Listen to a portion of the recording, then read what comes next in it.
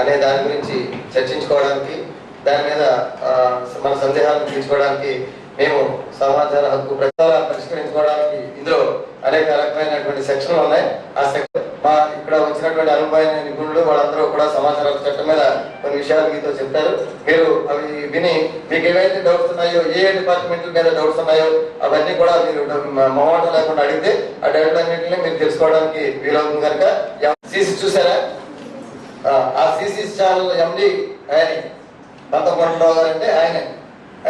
తర్వాత సొసైటీ అని చెప్పేసి ఒక స్వచ్ఛంద సంస్థల్ని రెండింటిని స్థాపించారు. ఎందుకోసం అంటే పేద విద్యార్థులు ఎక్కడైనా ఉంటే చదువులో వెనుకబడిపోకుండా ప్రతి ఒక్కరి జీవితంలో మార్పు తీసుకొచ్చేది విద్య కాబట్టి ఆ విద్య ద్వారా జీవితం యొక్క ఆ విద్యార్థి లేదా కుటుంబం ఆ సమాజం యొక్క భవిష్యత్తు మారుతుంది. కాబట్టి ఆ ట్రస్ట్ స్థాపించి చదువుకోలేని వెనకబడిన విద్యార్థులందరికీ ఆ ట్రస్ట్ ద్వారా అనేక మందికి సహాయ సహకారాలు అందిస్తూ వాళ్ళు లాంటివి కానీ అనేక కార్యక్రమాలు ఆయన చేస్తారు సమాజంలో. గతంలో ప్రస్తుతం పంతో రజనీ శాస్త్రి గారు అని మేయర్ గారు, ఆ మేయర్ గారు ఎవరో కాదు, ఆమె మన కొండరావు గారి మిస్సెస్. ఆయన మిస్సెస్ మన రాజమండ్రి మేయర్ గారు.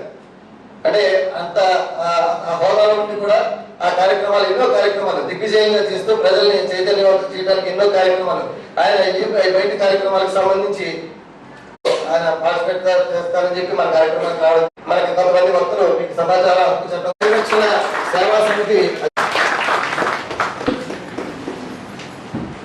అదేవిధంగా లోక్సత్తా అంటే సమాచార హక్కు ఉంటున్న మన లోక్సత్తా నగర పార్టీ అధ్యక్షులు రాజగోపాల్ ఈ కార్యక్రమాన్ని మన వేదిక అలంకరించిన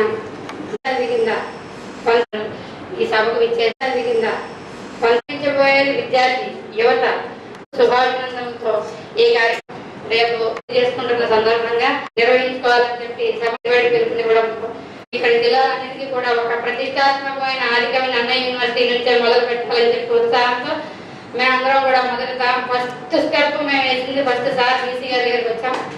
ఇది ఎలా రైట్ ఇన్ఫర్మేషన్ యాక్ట్ ఎలా ఉపయోగించుకోవాలి, ఎలా దుర్వినియోగం చేయాలి, ఈ ప్లేస్ కేటాయించడం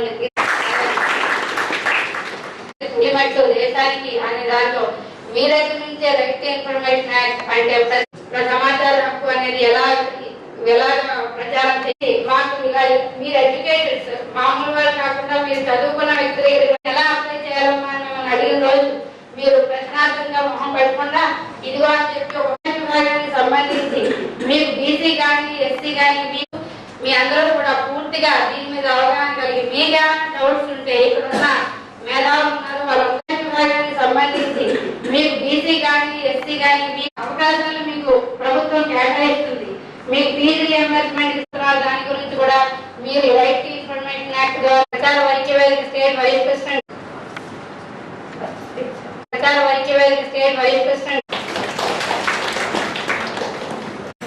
సభకి నమస్కారం. సమాచార ప్రచార ఐక్య వినియోగదారుల సంఘాల ఇది ఈ రాజమండ్రి డివిజన్ ముందుకు వచ్చింది. అలాగే అన్ని జిల్లాలలో జరుపుతున్నారు. అది నాన్నయ్య యూనివర్సిటీలో ఇది జరగడం ప్రథమ కార్యక్రమం. ఇది అందుకు మీ అందరికీ నమస్కారం చెప్తూ, ఏమంటే ఏ కొద్ది మందికో అధికారం కట్టబెట్టడం కాదు, అధికారులను ప్రశ్నించే సత్తా ప్రజలందరికీ కలిగిన నాడే ప్రజాస్వామ్యం పెరుగుతుంది అని గాంధీ అన్నాడు. ఇది ఈ చట్టాన్ని ప్రజల్లోకి తీసుకెళ్లాలంటే ప్రభుత్వమే పూనుకోవాలి. సమాచార చట్టం సెక్షన్ 26లో ఈ సెక్షన్ ఎందుకు తేబడిందో చెప్పబడింది. బడుగు బలహీన వర్గాల కోసం ఈ చట్టం తేబడింది అని దాంట్లో సెక్షన్ 26 ప్రకారం స్పష్టంగా చెప్పింది. సమాచారం అంటే మీకు చిన్న ఉదాహరణ చెప్తాను. రావణుడి గుండెలో ఉన్నటువంటి అమృత భాండాన్ని ఛేదిస్తేనే కానీ రావణుడు చావడు అని ఆ సమాచారాన్ని ఇవ్వడం ద్వారా, విభీషణుడు ఇవ్వడం ద్వారా రాముడు ఎంతటి మహాపురుషుడైనా అతను ఆ బాణంతో అమృత బాణాన్ని ఛేదించిన తర్వాతే అతన్ని హతమార్చగలిగాడు. అంటే సమాచారమే. ఆ సమాచారం పొందబట్టి భారతంలో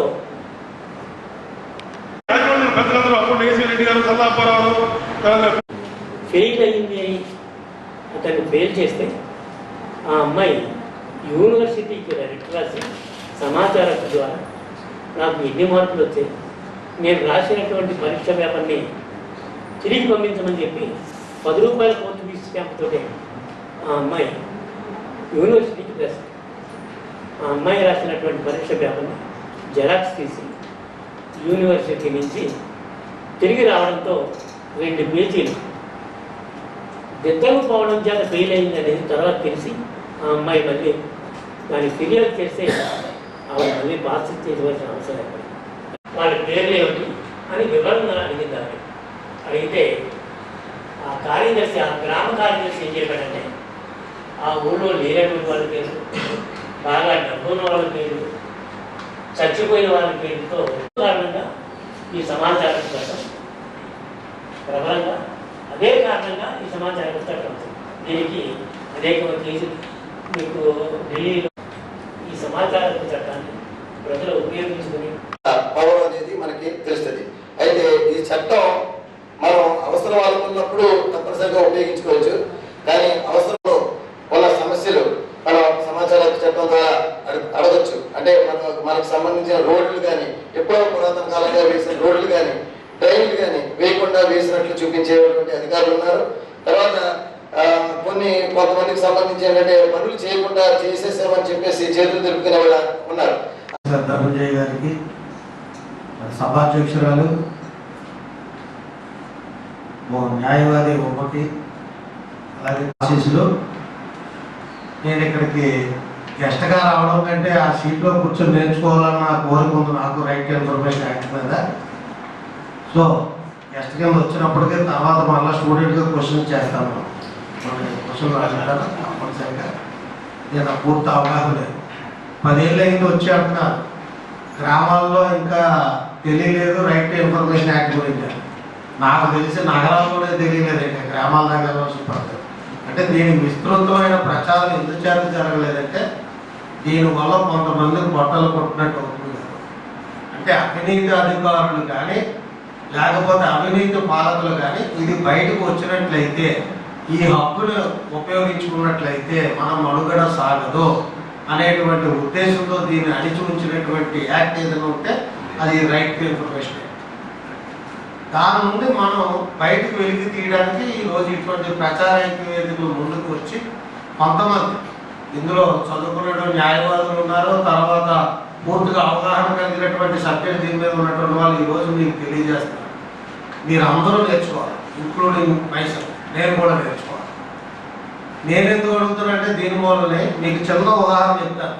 ఈ మధ్యకాలంలో ఒకసారి ఒక వ్యక్తి నా దగ్గరికి వచ్చి రియల్గా జరిగినటువంటిది, అన్న మా తాలూకు అమ్మాయి ఎస్సీ అమ్మాయి ఉంది నెడదవోలులో, పలానా స్కూల్ పేరు చెప్పాను, వాళ్ళ స్కూల్కి సీట్ కావాలి, నాకు కార్పొరేట్ స్కూల్ మాట కావాలి, ఇలా ఫీజు 35,000 అడుగుతున్నారు, ఏదైనా చేసి పెట్టాను.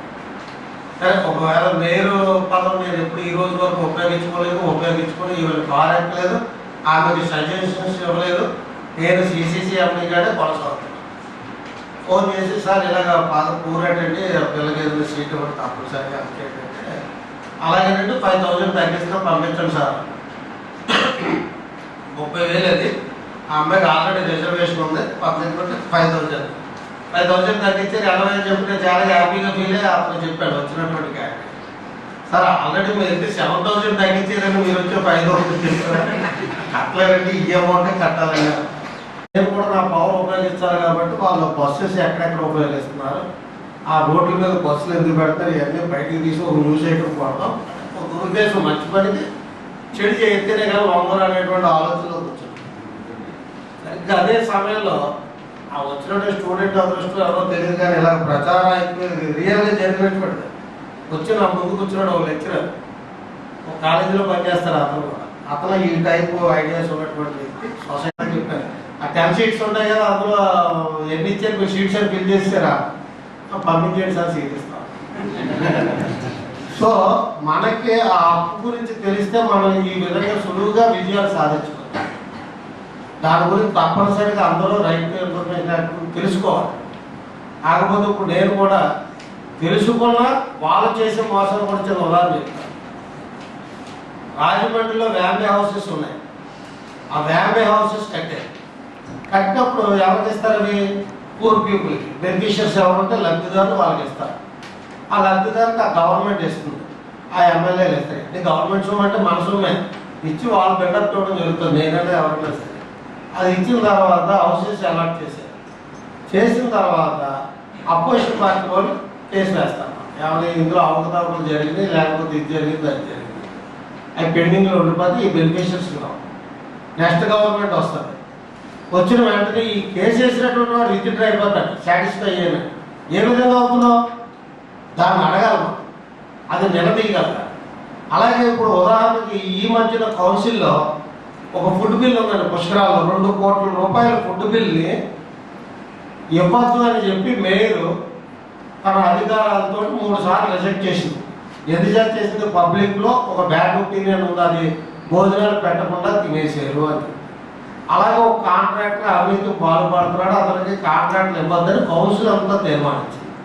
అలాగే ఇప్పుడు మన రాజమండ్రిలో ఏసీలు తీసుకోవాలనుకోండి, ఇవన్నీ ఎందుకు చెప్తానంటే ఓపెన్గా చెప్పకూడదు, బట్ నాకు ఆ భయం లేదు కాబట్టి చెప్తాను. ఏసీ ఉంది, ఏసీ కాస్ట్ బయట 50,000 రూపాయలు ఉందనుకుందాం. ఈ ఏసీలు హోల్సేల్గా కొంటే తగ్గుద్దా పెరుగుద్దా? మీరు అందరూ స్టూడెంట్సే కదా, తెలుస్తారు.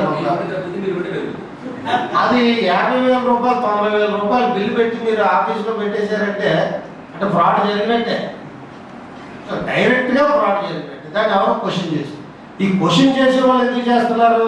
వాళ్ళ లబ్ధి మాట. వెంటనే వీడు నెక్స్ట్ మీటింగ్ సార్ నమస్కారం అంటే ఏం లేదు అంటే పొద్దు నీళ్ళు సాటిస్ఫై అర్థం. దాన్ని మనం ప్రశ్నించగలగాలి.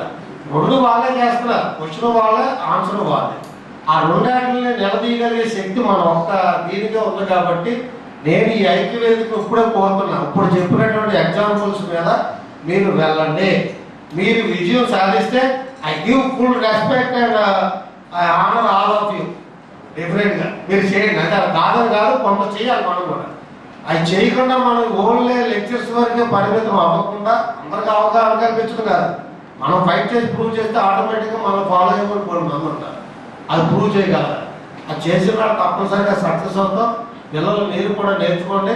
తర్వాత వ్యాప్యంలో నేను ఒకసారి రైట్ ఇన్ఫర్మేషన్ పెట్టాను, 30 రోజులు ఏదో రావాలి, తర్వాత అక్కడ ఆన్సర్ రాకపోతే పైన వాళ్ళన్నీ చక్కగా 2 రోజులు 4 2 3 6 2 4 8 అన్నట్టే రాసి అప్పచెప్పేసారు. అసలు ఎక్కడ తప్పు కనపడుతున్నాను అంటే మనం వేసేటప్పుడే కేసు దాని మీద పూర్తిగా స్టడీ చేసి అది వచ్చిందా లేదా ఇన్ఫర్మేషన్ అన్న చూసుకోకపోతే మాత్రం వాళ్ళు మోసం చేస్తారు.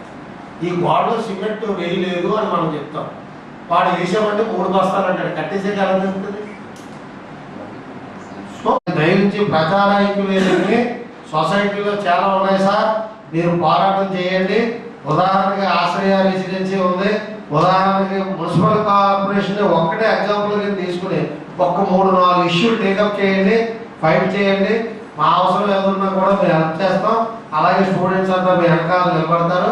అంతే తప్పనిసరిగా మనం విజయం సాధిస్తే అందరూ కూడా ఒక ఎగ్జాంపుల్ కింద ఉండి వాళ్ళు కూడా ఫాలో అవ్వడానికి మీరు మార్గదర్శకులు అవుతారని చెప్పి కోరుకుంటూ, రెండవది స్టూడెంట్స్ కూడా మీరు అంటే అవినీతి మనం కంట్రోల్ చేయలేము, చూస్తున్నాం. మామూలుగా స్పీచ్ ఇవ్వడం వరకు సరిపోతుంది తప్ప మనం చేయకపోవచ్చు. కానీ వాళ్ళ మాటలు మీరందరూ ఉద్యోగాలు వస్తే చదువుకుని చక్కగా ముందు ఎవరైనా సరే పిల్లలు కానీ ఎవరైనా సరే చదువుకోవాలి. పెద్దలు కానీ ముందు చదువు తర్వాత ఏదైనా సరే ఆ చదివే మనకి గుర్తిస్తుంది. చదివి మనం బతకాలి, మన చుట్టూ ఉన్న వాళ్ళని బతికించాలి, మన సొసైటీని బతికించాలి. అంతవరకు చదవండి, ఉద్యోగాలు సాధించండి. మీరు లంచం తీసుకోవద్దు. మీ ఉద్యోగం ఆదుపడుతుంది అనుకుంటే అవతల వ్యక్తికి లంచం ఇవ్వండి, అది డెక్స్ వేసినట్టుగా పెట్టి మీరు నెక్స్ట్ టైం తీసుకోకుండా ఉంటే ఆటోమేటిక్గా అదే జనరేట్ అయిన తర్వాత కరప్షన్ అదే పోతుంది. కాబట్టి విద్యార్థులు అందరూ ఇది ఫాలో అవ్వాలని చెప్పి మనసారా కోరుకున్నాం. Thank you. అందులో చూసారో లేదో ఒకటే చెప్తాం, ఇంటి గుట్టు లక్కకి చెప్పి అంటే విభీషణుడు అలా చెప్పడం వల్ల రావణాసురుడు చచ్చిపోయాడు. కానీ రావణాసురుడు చచ్చిపోవాలి అక్కడ వరకు వాస్తవే. అంటే అవినీతి చచ్చిపోవడానికి సమాచారం ఎంత ఉపయోగపడుతుందో కొన్ని అవసరం కాని చోట్ల కూడా మనం ఇలాంటివి పెట్టి బయటకు తీసుకున్నట్లయితే దేశ భద్రత దెబ్బతింటాం. అందుకే ఇందులో ఆ పాయింట్ కూడా పెట్టారు. జమ్మూ కాశ్మీర్ కానీ రక్షణ వ్యవస్థకు సంబంధించినటువంటి కానీ దేశ భద్రతకు సంబంధించినటువంటి వాటిని కూడా తెలియజేయరు అనేటువంటి చెప్పారు కూడా. అది కూడా పాయింట్ అర్థం చేసుకోవచ్చు. నేను చాలా వరకు అబ్జర్వ్ చేసిన దాంట్లో ఉన్న వారిని కూడా నిలదీసే వ్యక్తి వారు. దాన్ని నేను మనస్ఫూర్తిగా మా శాఖ దగ్గర తెలుసుకుంటూ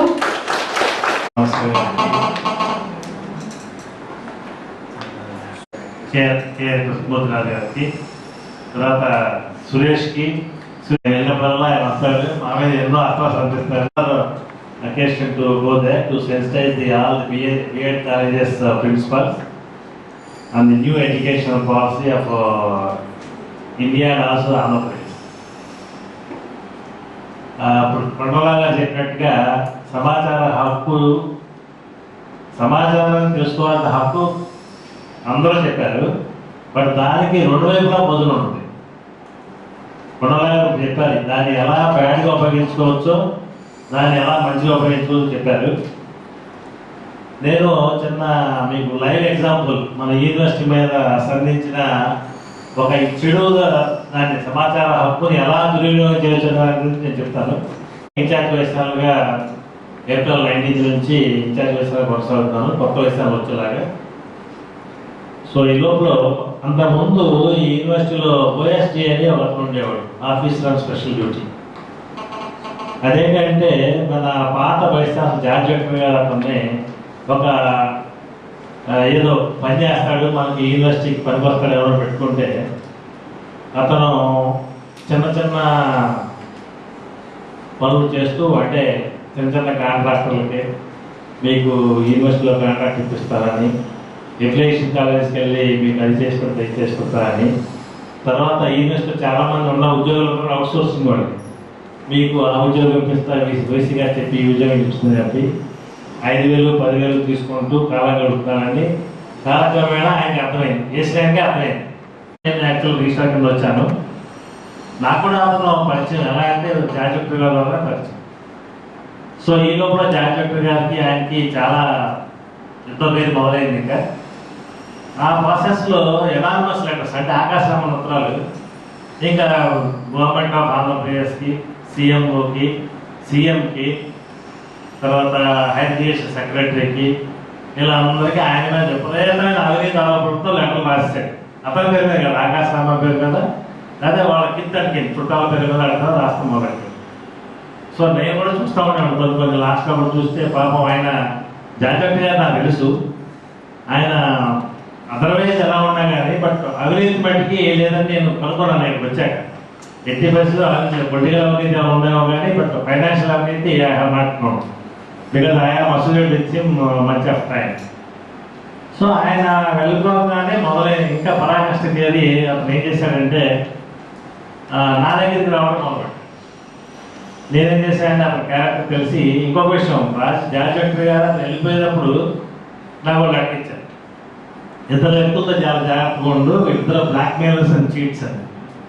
ఎవరంటే ఒకటి సాంకృతి అనే ఓఎస్డి, రెండవ నా గణేష్ నన్ను ఇక్కడ నుంచి తొలగించారు, అతనితో జాగ్రత్తగా ఉండు. ఒకటేమో యూనివర్సిటీ ఇచ్చాడు, ఒకరికేమో పర్సనల్గా చెప్పించారు.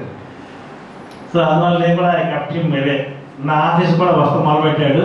బయట ఇద్దరు ముగ్గురు తీసుకొచ్చేవాడు, కూర్చునేవాడు లాంజ్లో. నా దగ్గర లోపలికి వచ్చి వాళ్ళు బయట కూర్చోబెట్టేవాడు. టీ ఇస్తాం కదా, టీ తాగేసి బయటకు వెళ్ళిపోయి నీ పని అయిపోయింది, వైస్తాను రిజిస్టర్ గారు ఓకే నీకు కొన్ని రోజులు వచ్చేస్తుంది, ఆయన దగ్గర 5,000 10,000 కొడుతున్నాను. సో నాకు ఇంకా యాక్చువల్గా వాళ్ళు చెప్పారు కాబట్టి ఇమీడియట్గా అప్లై అయిపోయింది, నీకు బ్యాడ్ క్యారెక్టర్ 100% ట్రూత్ అని చెప్పి. 2006 సంవత్సరం కాడ నుంచి, అంటే యూనివర్సిటీ మొదలైనప్పటి నుంచి 2014 ఏప్రిల్ 17 వరకు జరిగిన అన్ని పనుల మీద నాకు అన్నీ కావాలన్నాడు. ఈజ్ ఇట్ పాసిబుల్ అంటే నా ఆఫీస్ మొత్తాన్ని అతనికి ఇచ్చేయాలి, పాసిబిలిటీ ఉంటుంది if you can pay for that. ఏమన్నామంటే మీరు 2006 దగ్గర నుంచి అడిగారు 14 దాకా, అది ఇంపాసిబుల్, మీకు స్పెసిఫిక్గా ఏం కావాలో అడగంటే అది వీ విల్ గివ్ యూ, ట్రాన్స్పరెంట్గా ఇస్తామని చెప్తాను. అతను ఏం చేశాడంటే అతని ఉద్దేశం సమాచారం కాదు కావాల్సింది, ఇబ్బంది పడాలని ఉద్దేశం కాబట్టి అతను కొన్నాళ్ళ నుండి మాకు సమాచారం ఇవ్వట్లేదని మరి కమిషనర్ గారికి తాజా కుమార్కి మళ్ళీ అప్పీల్ చేశారు. సో మమ్మల్ని పిలిచింది ఆవిడ, చెప్పాం మేడం ఇలా అడిగారు ఇలా ఇచ్చామంటే ఓకే, ఎనీవే మీరు లేట్ చేశారు కాబట్టి యాక్చువల్గా మీరు మొత్తం ఫ్రీగా ఇవ్వాలి. అలా కాదు, let him allow to browse the, అంటే మొత్తం మీ రికార్డులు పరిశీలించుకునే అవకాశం కల్పించండి. ఎప్పుడు ఇస్తారన్నారు. ఆగస్టు 7వ తారీఖున మేము కలిసాము. ఇమీడియట్గా 8, 9 ఏమో సాటర్డే అండ్ సండే, మండే రమ్మని ఇచ్చేస్తామని చెప్పి యాక్చువల్గా మండే 11 గంటలకు వచ్చాడు. నేను సైన్ చేసి మా డిఆర్ క్యాప్ చెప్పాను. లోపలికి వెళ్ళి అకౌంట్ సెక్షన్లోకి వెళ్ళి చూసుకుంటున్నాడు, అన్నీ చూశాడు, ఫ్లాగ్ చేసుకోండి ఏమేం కావాలనే సమాచారాన్ని. అతనికి ఏం కావాలి అతనికి తెలియదు కాబట్టి ఇష్టం వచ్చినట్టుగా ఫ్లాగ్ చేశాడు అనమాట. సాయంత్రం 5 o'clockకి ఇదంతా నాకు జిరాక్స్ కావాలని అడిగాడు. జరుగుతుంది 11వ తారీఖున 10వ తారీఖు వచ్చాక 11వ తారీఖు ఉద్యమం ఉంది, యూనివర్సిటీ బంద్ చేస్తామో అనుమానం కూడా మాకు ఉందన్నారు. అందుకని వాళ్ళు ఏమన్నారంటే అకౌంట్ సెక్షన్ సార్ మీరు ఫలానా తేదీని రండి, 11 కాదు 12 తీసుకెళ్ళమన్నారు. కానీ 11 మళ్ళీ 11-12 గంటలకు వచ్చి వీళ్ళందరి మీద క్యాకులేసి మీరు ఇవ్వట్లేదు, నన్ను అవమానం చేస్తున్నారు అది అని చెప్పి గిల్లిగజ్జి పెట్టుకుని నా దగ్గర లోపలికి వచ్చాడు. లోపలికి వచ్చి మాకు సమాధానం ఇస్తారు, ఈరోజు మనుషులు తక్కువ వచ్చి తప్పు చేశాను అని చెప్పేసి మనకి ఉపయోగించుకున్నారు. దుర్యోగం చేస్తున్నారు కొంతమంది. సమాచారం ఎంతో విలువైనది, ఉపయోగాలు ఉన్నాయి, ఎంతో మంది కొన్ని హెల్ప్. మనం కూడా చాలా మంది ఎన్నో పనులు మంచి పనులు చేసి పెట్టచ్చు. సో అవర్ యూనివర్సిటీ చేసేందుకు అలా బాగలేదు. విద్యార్థులందరికీ సమాచారం ఉపయోగించమని కోరుతూ ఈ సమాచార ఐక్యవేదిక సభ్యులు కూడా ఈ విధంగా కొంచెం మీరు అందరు ప్రజల్లో సెన్సిటైజ్ చేయమని చెప్పి కోరుతూ సెలవు తీసుకున్నారు. థ్యాంక్ యూ వరండా. చేశారు ఈ యూనివర్సిటీలో ఆయన 7-9 ఉపయోగించి పబ్లిక్ మనీ దుర్వినియోగం అవుతుంది కాబట్టి వచ్చి తనిఖీ చేసుకోవాలని ఉంటే కనుక ఆ అవకాశం కూడా ఆయనకి ఇచ్చేవాడిని కాదు. మనం ఇటువంటి కల్ప్రిట్స్ అని మీరు ఎప్పుడైతే మీకు అనుమానం వచ్చిందో అటువంటి సందర్భాల్లో మేము యాక్టివిస్టులు కూడా అదే చెప్తాం. అధికారులు ఎక్కడైతే కల్ప్రిట్స్ ఉన్నారో అధికారుల్లో, లేకపోతే ఇటు యాక్టివిస్టులో కల్ప్రిట్స్ ఉన్నారని మీరు భావించిన సందర్భంలో మనకి ఉన్న ఆధునిక టెక్నాలజీలో రికార్డ్ చేయండి. దయచేసి ఆ రూమ్లో వీడియో రికార్డింగ్ చేయండి. ఆ memory card, original memory card టెప్ చేయండి. మనం టెప్ చేస్తే ఆల్రెడీ క్రిమినల్ కేసులు కూడా లాడ్జ్ అయినాయి, ఎవిడెన్స్ ఉన్నాయి, పక్కాగా కేసులు ప్రూవ్ అవుతుంది. ఎవిడెన్స్ లేని మాత్రం ఫాల్స్ కంప్లైంట్ ఇచ్చారని తిరిగి కంప్లైంట్ కూడా మేము పెట్టిస్తున్నాం అధికారులు. ఫేక్ కంప్లైంట్ ఇచ్చిన సందర్భాలు 2 విధాలుగా మనం, ఎందుకంటే ఇప్పుడు మంచి ఉద్దేశంతో చేసేటప్పుడు వాలంటరీగా మేము ఇన్ఫర్మేషన్ మీరు ఆర్టీఐ కూడా పెట్టొద్దని చాలా మంచి శుభపరిణామం అండి. ఒక ఎండిఓ గారు చెప్పారు, నేను మళ్ళీ ఈ వీసీ గారు నాకు గతంలో కూడా చెప్పారు, మీరు ఆర్టీఐ పెట్టకండి, వచ్చి పట్టుకెళ్ళిపోండి మీకు ఏం కావాలో సమాచారం.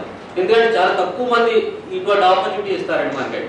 ట్రాన్స్పరెన్సీ ఉన్న సందర్భాలను వస్తాయి. ఇప్పుడు మంచి పరిణామంగా భావించవచ్చు. ఈ 2 విషయాలు ఇలా ఇవ్వాలని చెప్పేది అవగాహన లేకే ఎందుకంటే మా కింద ఉండే ఆఫీసులు ఈ విషయాలు చిన్న చిన్న విషయాలు కూడా మేము చూడలేం కదా. ఎప్పుడో అప్పీల్కి వచ్చినప్పుడే మా దగ్గరికి వస్తాయి, చిన్నవి చూడలేము. ఒకసారి మాకు కూడా తెలవక వీళ్ళేంటంటే లేట్ చేసేస్తారు. ఆ లేట్ వలన మేము ఇవాళ వచ్చే పరిస్థితి వస్తుంది. మేము కాకపోతే ఇతను అడిగిన విషయం ఏంటంటే మీకు ఏ విషయం కాదు బిజినెస్ మాకు ఇవ్వదు ఆవిడ. అప్పుడు ఏంటంటే ఆవిడ లేదు మీరు ఇవ్వలేదు కాబట్టి మీరు అడిగి ఉండాల్సింది, డబ్బులు కట్టమంటే బాగుండేది, 15,000 10,000 కట్టమంటే అతనే కట్టుకోవాలి ఉండేవాడు అని చెప్పాను. కానీ మేము అది యాక్చువల్గా అలా జరగలేదు కాబట్టి మీరు రికార్డులు తనిఖీ చేసుకునేవాళ్ళు. We have second immediately. ఎప్పుడు రమ్మంటారంటే ఇమీడియట్గా రమ్మన్నాం. 7th అయింది, 8th అయింది సెలవు, 10th సీసీ కెమెరాలు, బయోమెట్రిక్ సిస్టమ్ ఇవన్నీ కూడా పెట్టుకోకుండా ఫస్ట్ టైం చెప్పేది మాకు అవగాహన లేదండి అని. చాలు అది ఉన్నట్లయితే విద్యార్థులందరూ కూడా గమనించి వైస్ ఛాన్సలర్ గారు ఇచ్చిన సందేశాన్ని చెప్పండి. ఏం లేదు సార్, అంటే మీరు చెప్పండి సార్. ఏం లేదు, సమాచార చట్టం ఇలా సదస్సు పెట్టారు. ఈ సదస్సు చాలా విద్యార్థులకు ఉపయోగమైంది. దీనికి సంబంధించిన విద్యార్థులు ఈ చట్టాన్ని తెలుసుకుని అది సమాజం మంచిగా ఉండడానికి ఉపయోగించుకోవడానికి సంబంధించి చేసిన కార్యక్రమం. సమాచార హక్కు చట్టం ఐక్యవేదిక వాళ్ళు ఏర్పాటు చేసిన మీటింగ్లో సమాచారం ఎందుకు ఉపయోగపడుతుంది, సమాచారం అంటే ఏమిటి, సమాచారాన్ని ఏ విధంగా మనం సమాజం కోసం ఉపయోగించవచ్చు అనేది విద్యార్థులందరికీ చెప్పడానికి ట్రై చేసిన ఐక్యవేదిక నాయకులకి నా అభినందనలు. అలాగే సమాచారం ఎలా దుర్వినియోగం చేస్తున్నారు, సమాచార హక్కుని కొంతమంది బ్లాక్మెయిల్ స్టేటస్ సమాజంలో ఏ విధంగా దుర్వినియోగం చేస్తున్నారు అనేది కూడా ఇప్పుడు మా విద్యార్థులు తెలుసుకున్నారు. ఆ విధంగా సమాచార హక్కుని మంచి కోసం, సొసైటీ కోసం, సమాజం కోసం ఉపయోగించేలాగా ప్రచారం చేయమని ఐక్యవేదిక నాయకుల్ని, ముఖ్యంగా వరద నాగేశ్వరరావు వీళ్ళందరినీ కూడా నేను కోరుతున్నాను. Thank you.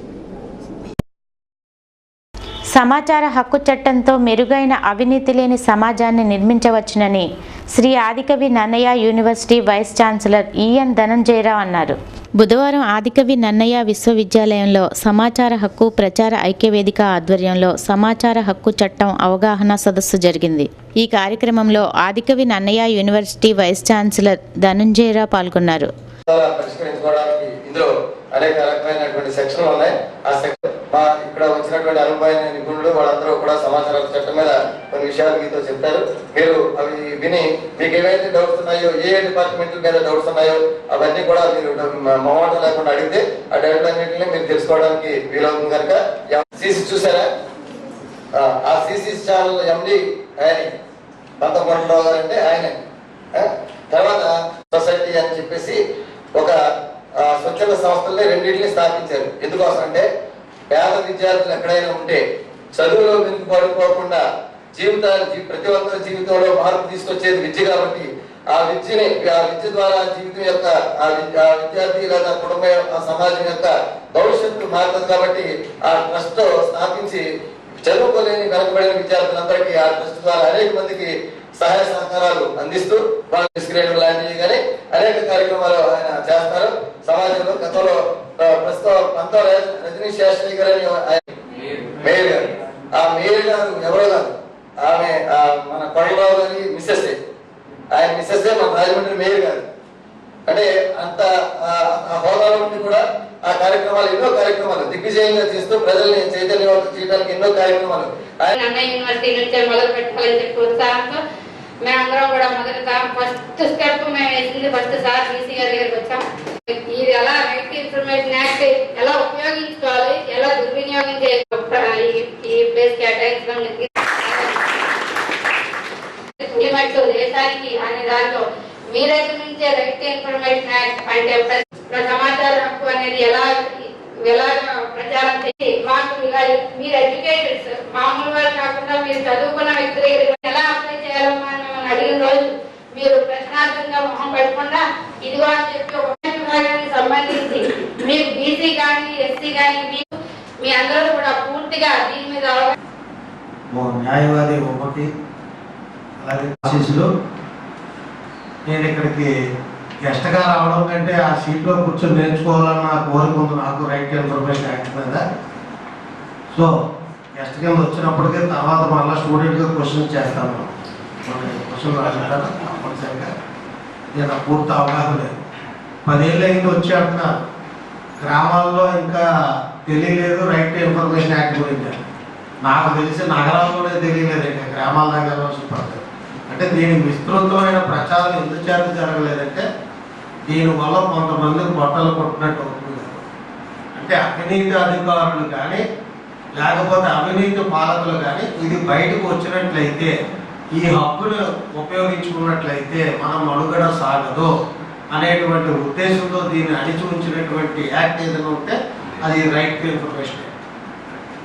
దాని నుండి మనం బయటకు వెలికి తీయడానికి ఈరోజు ఇటువంటి ప్రచార వేదికలు ముందుకు వచ్చి కొంతమంది ఇందులో చదువుకున్న న్యాయవాదులు ఉన్నారు, తర్వాత పూర్తిగా అవగాహన కలిగినటువంటి సబ్జెక్ట్ దీని మీద ఉన్నటువంటి వాళ్ళు ఈరోజు మీకు తెలియజేస్తారు. మీరు అందరూ నేర్చుకోవాలి, ఇంక్లూడింగ్ మైసెల్ఫ్. నేను కూడా నేర్చుకోవాలి.